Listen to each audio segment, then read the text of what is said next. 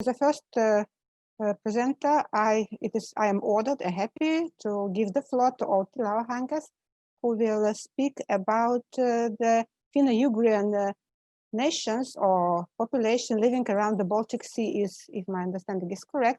The floor is yours, Outi.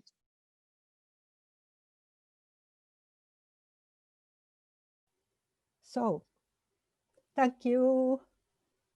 Maybe you see me, I don't know. Anyway, thanks to organizers, Rui and Marinella and Irish Cavalho and others. Maybe you have met this Marta, my angel, helped me with technical things. So now I try to share my presentation. The abstract of my presentation, maybe you have read it, I don't know, but maybe afterwards. It's a good background for this presentation. And so at first I'll, this presentation, I'll collect some general points of view of proverb research. And then I have time maybe only for one example. I noticed that it's the best way. And then at first, after this, I go to this, because this, actually I'm speaking about Baltic Finnish proverbs, which are the proverbs of the Finno-ugric cognate language around the Baltic Sea. So it is Finnish, Karelian, Estonian, and those both Websian and Livonian, which is very tiny. Maybe there are maybe 1 or 2 people speaking it anymore. And then around the Baltic Sea, there are other, of course, Russian, Polish, Latvian, Lithuanian, German, Danish, and Swedish people, but they are not Finno-ugric languages or Baltic-Finnish speaking. So this everything is background for this Proverbia Septentrionalia. Somebody may know this collection from the 1985, which was the first one, but there is another one which is not published, and we had the work started even 2000 with Arvo Krikmann and other people, Finnish and Estonian people, and my examples, or this only example, comes from this study, this kind of Proverbia Septentrionalia 2. So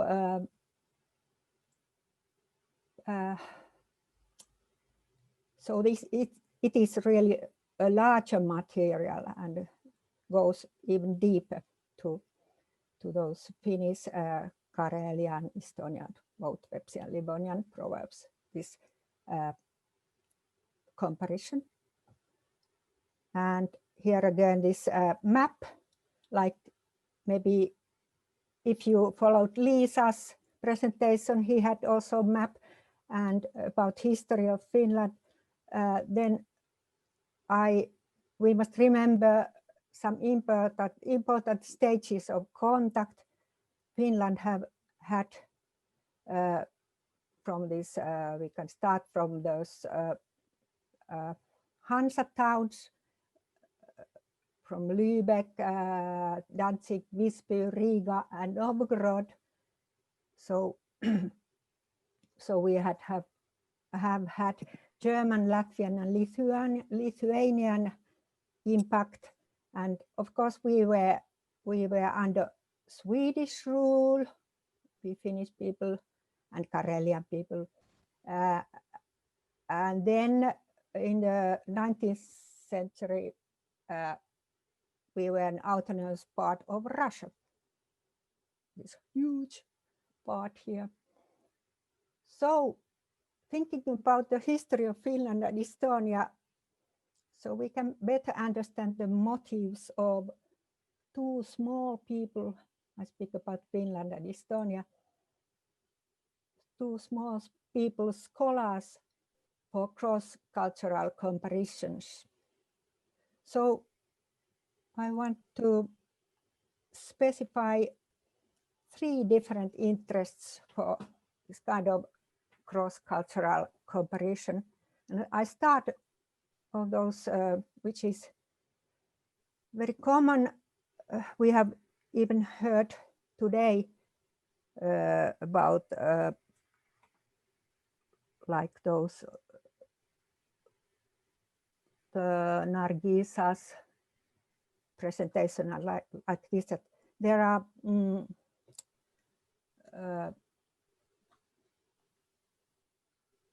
two languages which have impact on each other. And then the results, you see it in this middle, results are like collections, bilingual or multilingual collections of proverbs like that, or dictionaries. And this is called, I think, maybe this word contrastive paremiology is now quite common in use. So the second interest or motive for cross-cultural comparison could be called this interest for global proverbial themes or proverb ideas. And then we come to this one part of my work has been to keep this Matti Kuusi proverb typology, this international classification of proverb types on. And so in Finland, a folkloristic aim to study the genre of proverbs as such, it is behind this.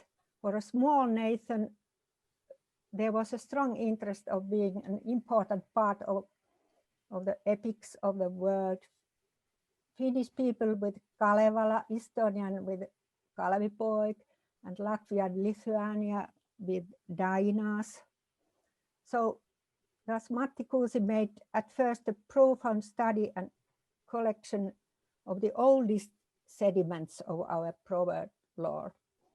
And at the same time, he became inspired about the possibility to connect Finnish proverb lore to global proverb types. And of course, we can compare this aim also to Grigori Permyakov's aim, because he actually was a Permian scholar, and he was also working on this kind of classification system. Somebody quite many can know. And maybe my work has been, my dissertation about the function of proverbs is also was this kind of global interest. That have there been functions, global functions of proverbs? It's the same kind of, same origin. Then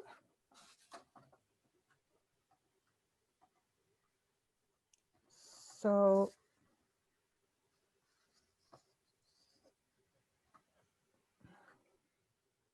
here are they all. Oh, here's the last one. I mean, the interest for mutual proverb types between cognate languages. And so there are 2 or more language areas, and then interest is in the uniqueness of people's own proverbs. This requires a comparison of archival material in 2 or more countries, like in our case, Finnish and Estonian, and of course in Karelian and in those small, there are also little archives.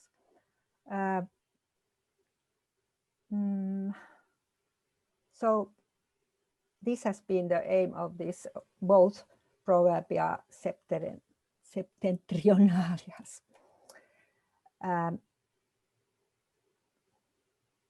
Can you see my face now? Yes. I see Irina's face only. This is fine. In any case, so I took one example and I gathered, I gathered this patience is always rewarded. I took this, and it's just a glimpse to this Matti Kuusi proverb typology. You can go there afterwards and try to use it if you haven't yet used it. So you can see the structure of it here.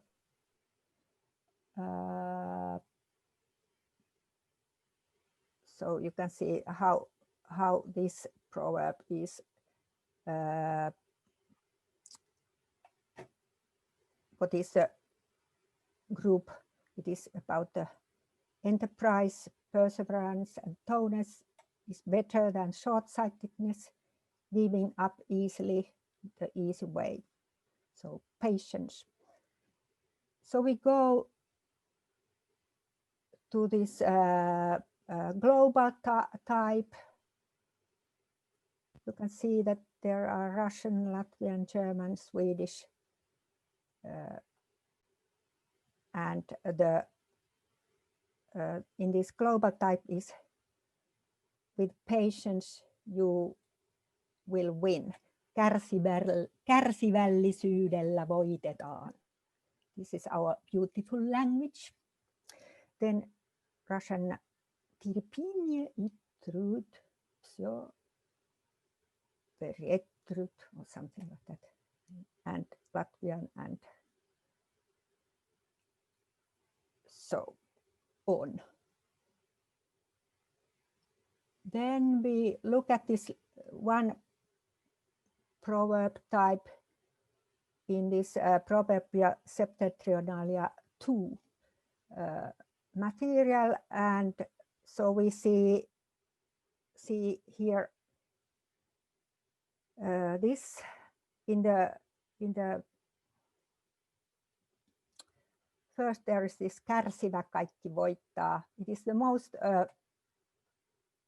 there was most of these.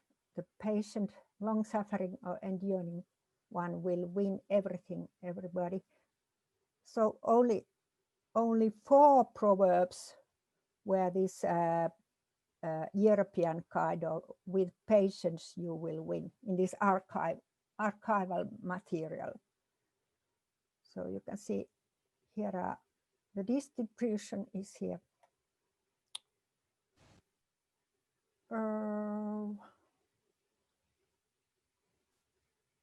And here, very easy to read. You can see how it goes. Here are all those different variations of this proverb in Finnish, and then Karelian, tirpai kaivoittaa, tirpai vallan ottaa, and then in Estonian, kannatus võidab kaeg. And in this example, we see that the connotations, a certain concept in a proverb brings with it something, in this case, patient.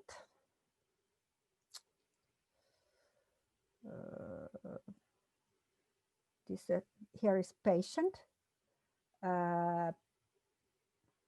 Has brought with it the near meaning of it, is kärsivä, which means long suffering or enduring. I think this might be quite difficult to follow, but anyway, now we go quite deep in this language, this uniqueness of this language. So this means that you see here this variation: with patience you will win, kärsivällisyydellä voitetaan, which was not so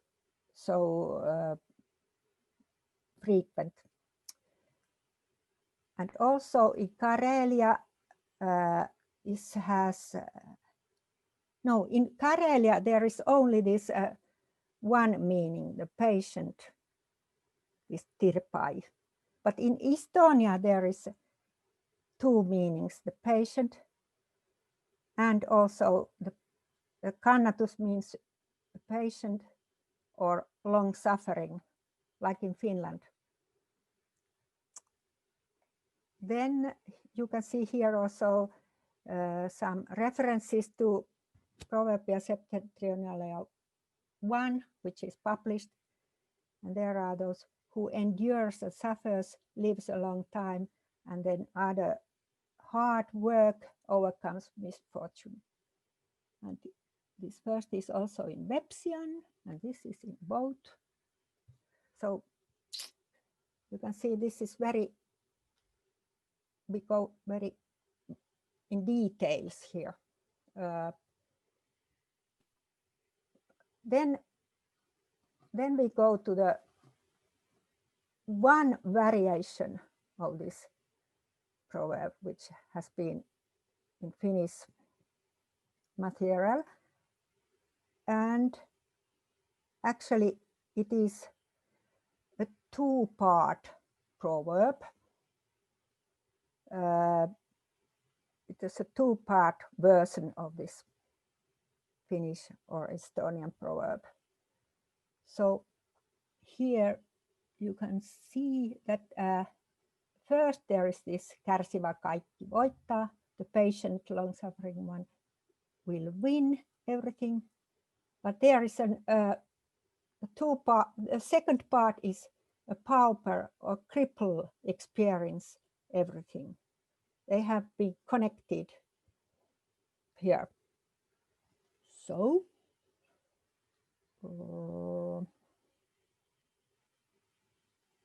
we must stop here for a while.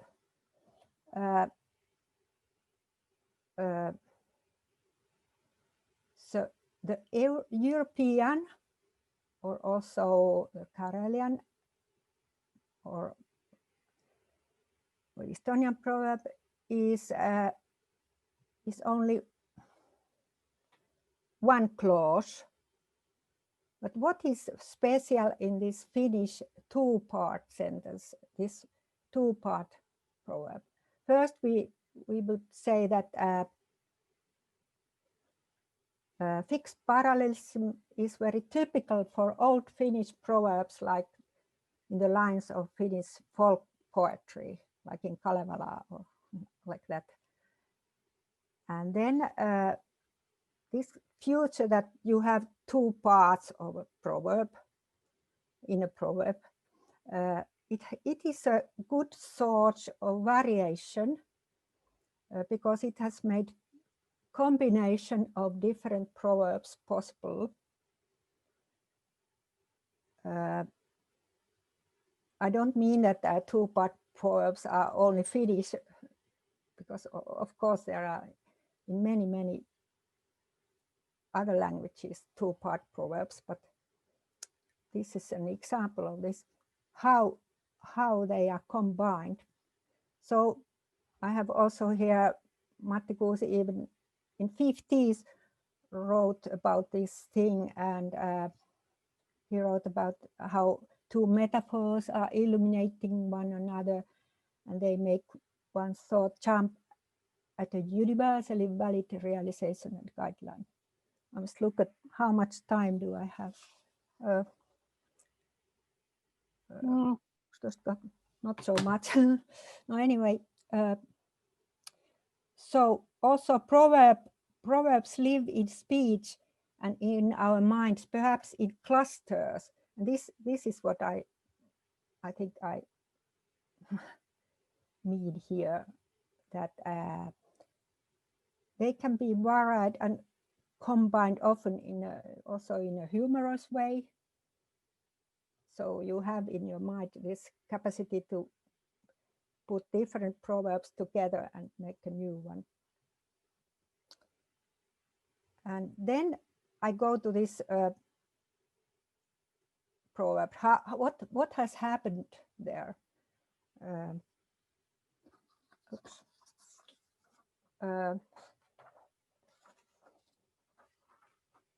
What kind of combination there has been? So we see that the word vaivainen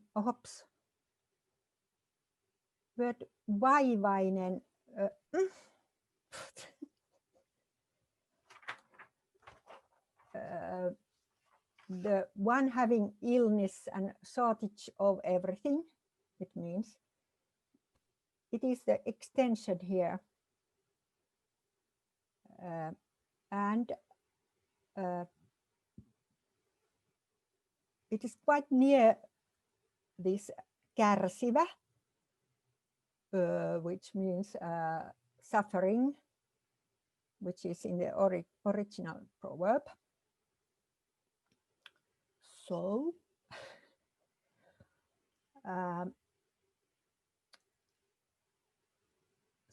this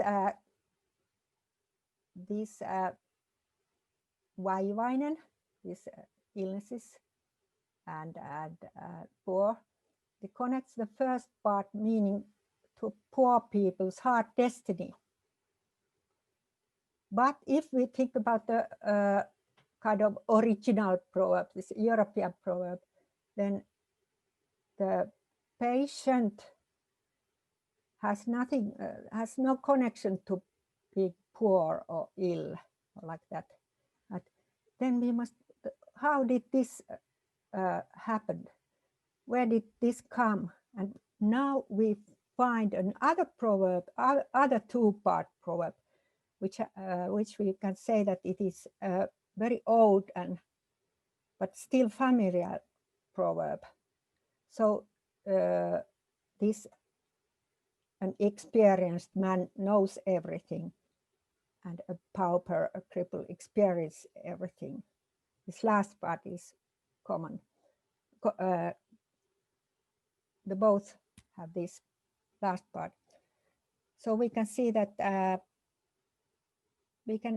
I can claim that it has come from this two-part proverb, went to this place. And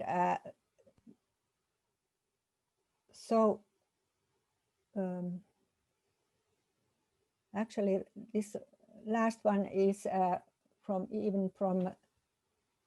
17th century, used of Finnish clergy very early and like that. But this is not so old, it's new. And by the way, this the patient one wins is nowadays quite nowadays it is used. I found it in the internet, this European version. But this first one is not so used anymore. But as I said, this experienced proverb is still in use. So this was a kind of experiment how you can go to details. then just a summary that we learned that the history and geographical position of each people researchers' own language and its relations to other languages guide the interests of paremiology. And in order to study proverbs on the level of cognate languages, you need well-collected archives of proverbs and much resources for detailed research. And of course, all those I showed you, those three kind of interests, they are complementary to each other. And of course, in ideal case, databases and analysis could be connected to contextual data of proverb use. So in an ideal world, you could collect those like an archive of contextual use. So I have written about this Proverbia Septentrionalia. You can even find it in Academia Edu, because I wrote about correspondence with Arvo Krikmann and like that. And here are important addresses: Finnish Literature Society and Estonian Literary Museum. So thank you, if you are there. Kiitos. Thank you very much, Outi, for your presentation. And I would like to ask a question, because in your presentation you mentioned the Websian, like a Finnish minority. And you also spoke about the importance of the archives database. In my university years, many years ago, collecting the dialects, I met Websian people in Russia. But at that time, they didn't speak any national language. They confessed to know some songs or maybe some few sayings and nothing more. Do you have any resources now to work with? Discovering proverbs and Websian or Websian. I think so.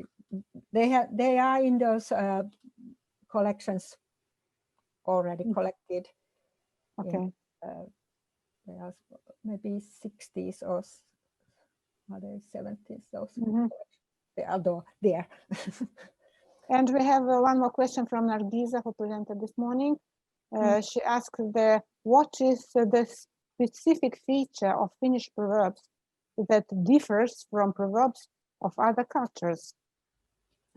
It's quite complicated questions. If you can. I think that I can't say it like that, but I noticed that of course those things which are to do with your with agriculture and those quite old things, they are some proverbs are very local, of course, if they are about this, but I can't give you any. Oops, I should have done it. There are some which have no connections to Swedish or German or like this. Maybe next time. Lisa also answered this question. She writes, the Finnish proverbs are in Finnish. This is not a joke. So it's yes. Of course, in every language is this. It has to do this language, which is special to this language, of course. So, like well, thank you. Yeah. Thank you very much, Outi.